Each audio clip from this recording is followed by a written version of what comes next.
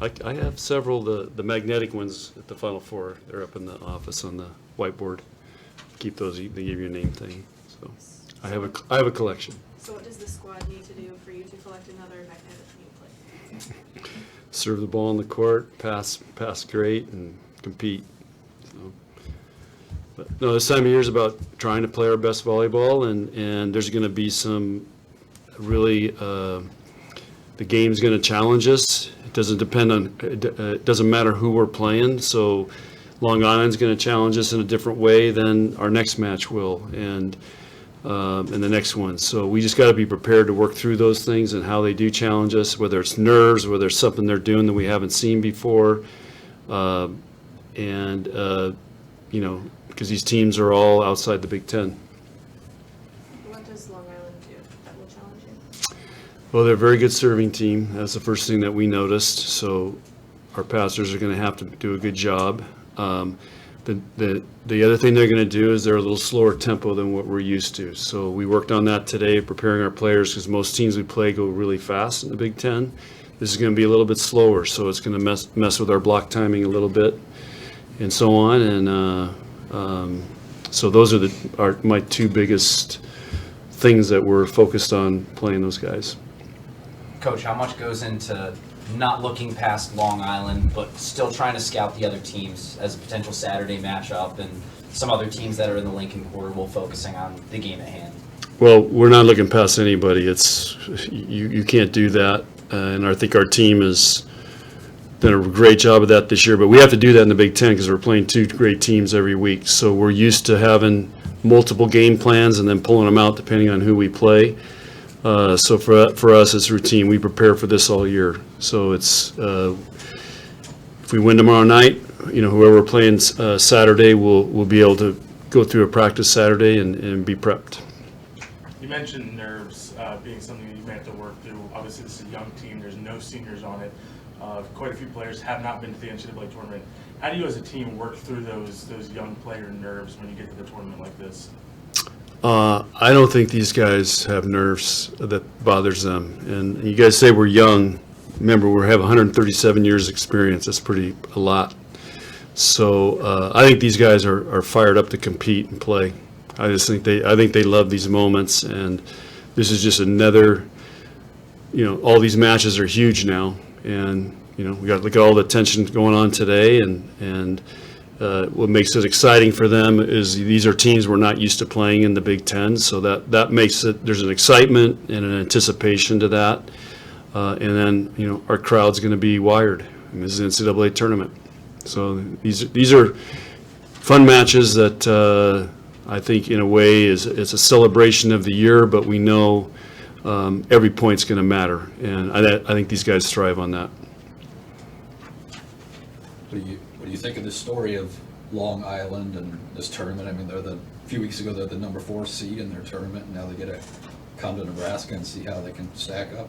Yeah, well, it's the NCAA tournament, and I just heard walking in here, Western Michigan just knocked off Auburn 3-0. I mean, there's already on paper that's a big upset, and I when I saw the bracket, I'm like, there's going to be a lot of great matches starting on the first day, and you know, Long Island will be super fired up because they probably thought they'd never be in this moment, and now they get to play Nebraska at Nebraska in front of 8,000 people, and so I mean that's sports, man, and that's, you know, basketball calls it March Madness. I don't know what we call it in volleyball, but it's becoming more and more like that. So it's pretty cool. Not just this matchup with Long Island specifically, but with all your opponents. How much of it goes into scouting them and trying to negate their strengths versus just playing your own game? That's a good question. The priority is always our side of the net, but you have to be able to, you know, we pride ourselves on being a great defensive team, so you have to understand what they're trying to do and how we can slow that down and take that away. It's no different in basketball, football. I mean, those are also two great comparisons to use. You're just trying to leverage your strengths and limit theirs. And so I think we do It's why we're one of the top defensive teams in the nation every year. It's not just by luck that happens. It's pretty much very consistent, and we work really hard at it.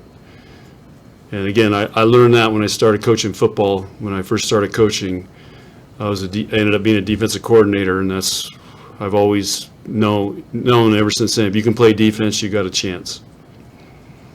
Stylistically, does Long Island remind you of a team you've played before? I mean, they're a little bit shorter on the pin.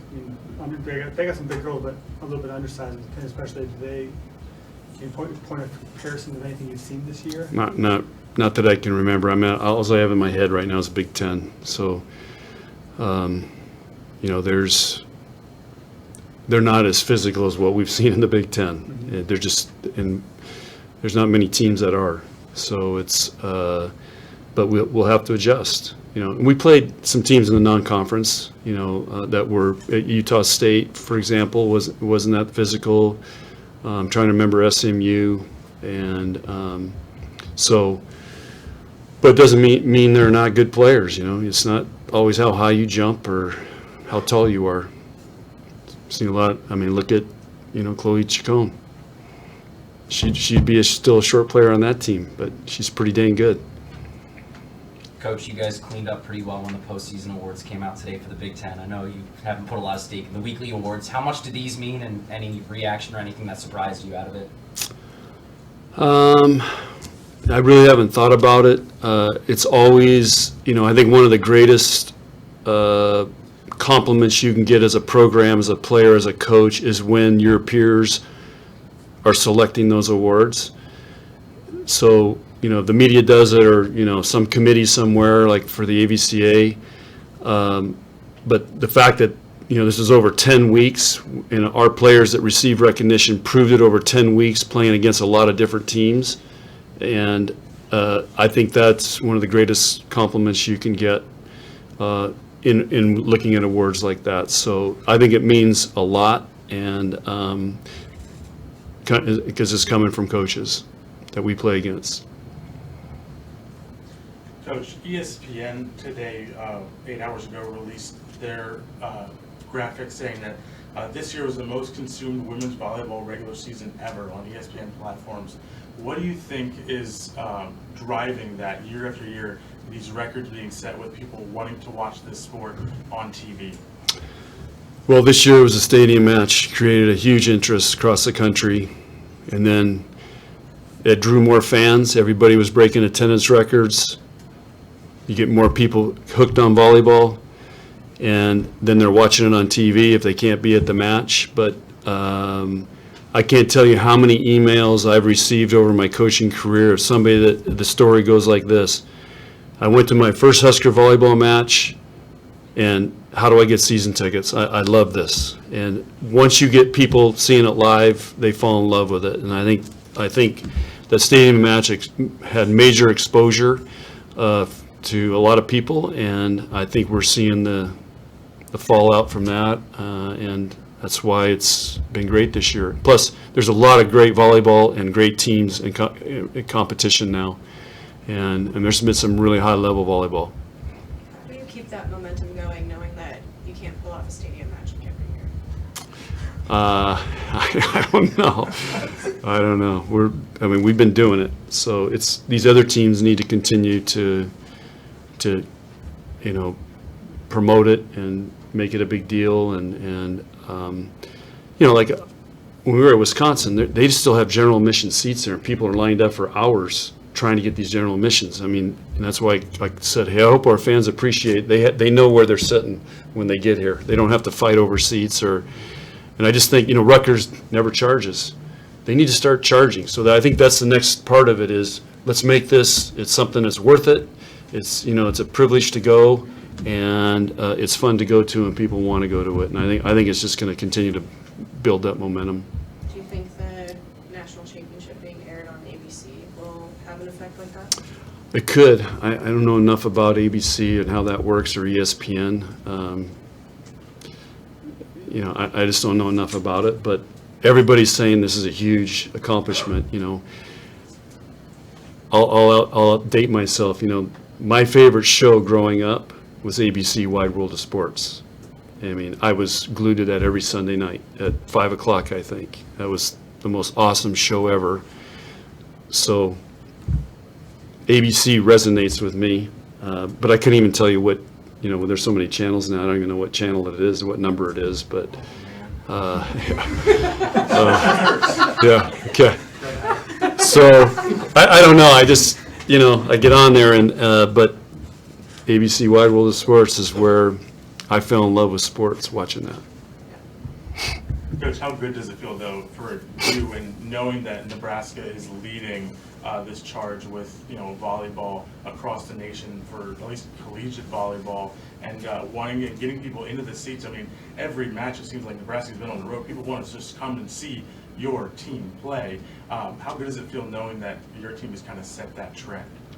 Well, I think we've been the leader of that for years, and now, the fact that Creighton and Omaha are doing this as well, and Kearney broke attendance record, Wayne State broke attendance record. So I've always said Nebraska's the epicenter of volleyball, and it's continuing to grow, and now we're really proving it all across all levels, and same with high school too. I'm still blown away every time I see the high school state championships. It's unreal. And I see, some of our recruits, their state championships, it's rough, and I see what these kids get to do here and play in Devaney. It's play in the stadium for football. I mean, it's awesome. Couple more? You said this team this year can win different ways, win matches different ways. What are some of the different ways that you won matches this year? Well, we've won it with defense, we've won it with offense, we've won it with out-serving and passing. We've won it with winning super long rallies. I'd say this year we've won most of the long rallies.